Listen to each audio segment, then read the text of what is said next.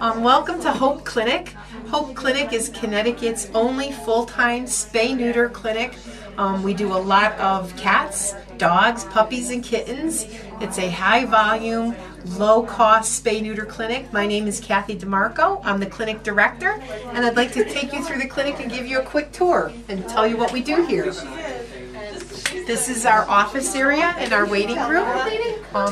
Here in the office and waiting room is where everybody comes in and fills out a form for admit. When you bring your cats or dogs to us, you have to come in here first without your animal, but you come in and do a quick form and fill it out for admission. And every day at the clinic we try to do 30 to 40 surgeries.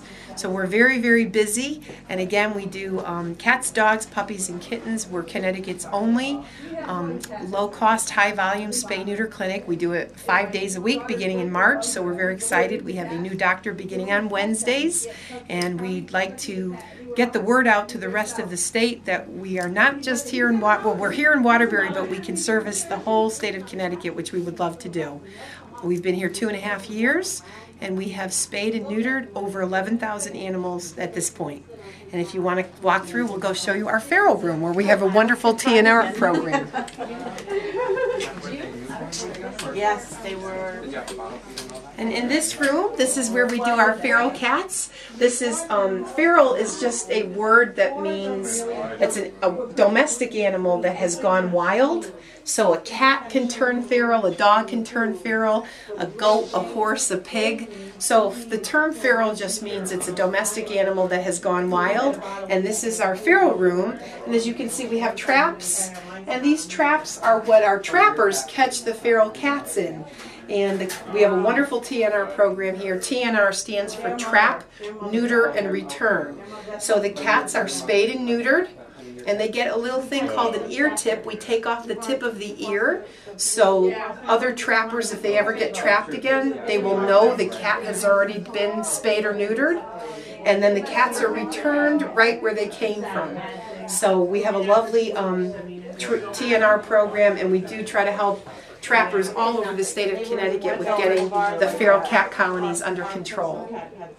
And I'll show you our friendly cat room. It got to the point. That's why I can't foster because I don't have a place to do it. Well, if you follow me this way, we're going to go into the friendly cat room. Once they figured out how to get over two tier-high baby gates. Okay, and this is our room for what we call the friendly cats. The ferals are the cats that have gone wild and are real difficult to handle.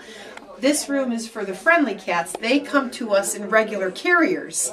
So they're not coming to us in a trap, they come in a carrier. And as you can see, we're all set up for surgery for tomorrow morning. All of the cats are taken out of their carriers and put into one of our larger cages. And they have a nice blanket or sheet or towel in each of their cages where they await surgery. Again, we do 30 to 40 surgeries every day. Usually we do 4 to 8 dogs on Monday, Thursday, and Friday, and anywhere from 20 to 28 cats. So we're very busy with the cats. That's our friendly cat room, and now we'll show you the dog room. In the crate, you tell him get in the crate, we're going to go somewhere. He will. They brought him to the vet one day, he didn't even have to go in a crate, he laid down right next to my husband. And this is our dog room, and here in the dog room we're hoping to expand our clinic so we can actually do more dogs for the people in Connecticut. But we have 2 gigantic kennels over here, so if we have a real large dog like a Mastiff or an American Bulldog, we can take a really enormous extra large dog, 2 spots for that. And then we have regular large kennels for large to medium to small dogs. We do a lot of Chihuahuas and we do a lot of Pit Bulls. So we'd love to have you come in and make an appointment. We have a wonderful Pit Bull rate. So the cost for Pit Bulls at the moment is $75. We may be increasing that a little bit soon, but right now Pits, males and female Pit Bulls, are $75. And Chihuahuas are our small dog, and that would be $150. But if you are on any type of state or federal assistance, like disability, unemployment, food stamps, or Husky insurance, if you could just provide proof, the fee for a small dog would be $100, male or female. I'll just check with Sarah and see if they want to do this. Would you guys be okay to talk and put it on video? They're going to change it into Spanish. Yeah, come on, you can do it. Just to talk about come on. Just out here. I'll take them in there. No, come on. I'll introduce you. All right. I'll introduce you. Okay. This is our surgical area where we do the prepping of each animal to have surgery in our operating room. This is our founding veterinarian, Dr. Lori Montresor, and this is our senior tech, Sarah Keefe, and our head tech, Shelley Hollywood. And I'll leave it up to them to discuss the surgeries and the operating and the prep and all of that. Thank you. Hi. Out here is where we do our preparation for surgery. The animals are brought in here and we give them different medications in order for them to go to sleep. We hook them up to this machine, which provides them oxygen, and it also provides them a gas which keeps them asleep during surgery. They are prepped out here. Their stomachs are shaved, or the area that we're going to be doing surgery on. For females, you know, their bladders are expressed.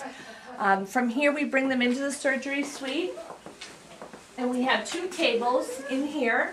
And what we try to do, which is ideal for us, is that whatever doctor's here is doing surgery on this table. When they're close to being finished, we'll prepare another animal to come in and we'll put them on this table, so that the veterinarian really goes from one animal to the next doing surgery. Each animal is given their own pack, which is sterilized, and their own instruments. And this is the same machine that provides them the gases to keep them asleep during surgery. This is a tube that we use to intubate, which is to put down their throat, provides them with the medication and oxygen. This is for a very big dog. This is for like a German Shepherd. And then this is blown up a little bit here, which actually allows the medication to get to them. Okay, so it's like a little soft and it blows up. And then they're on this, and this is in their throat during the operation. And then when they wake up, we do remove that for them. They are monitored with this monitor here, and it does provide us their heart rate as well as their oxygen level. They are also manually checked on a regular basis. Shelley's usually in the operating room with the doctor, and she is using her stethoscope to check heart rate. She's also looking at the color of their gums to make sure that they're getting the appropriate oxygen that they're needed. They're also, they're just monitored by her in here. From here, after surgery is completed, so you have, let's say, a large female, that might be, a half-hour surgery or a little bit less. Then after they start to wake, they're brought here completely asleep, and they're brought out on our beach, which is out here. And again, there's somebody else out here to monitor them, and it is a heated blanket, because keeping them warm is extremely important after surgery.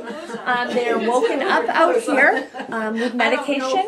They're also given a pain medication like a Motrin, something, to compare to you and I, but it is specific to animals. You never want to give your animal any sort of over-the-counter medication that is not prescribed by a veterinarian.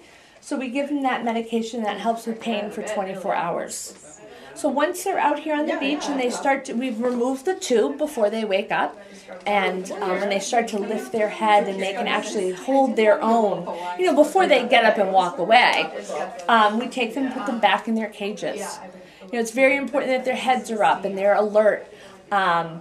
We can check their temperature to make sure their body temperature is what we want. We can look at their gum color to see, if they're recovering well. There's a lot of other things that we do to monitor them, but those are our basic things that are easy to understand. Again, heart rate is very important, so that's something that is just checked in each area throughout.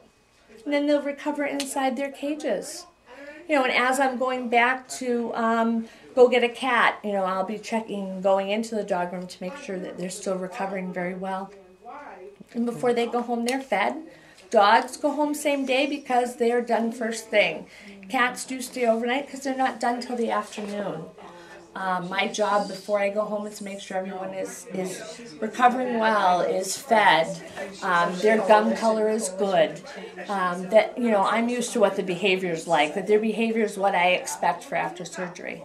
And then they go home the next day at 9 o'clock.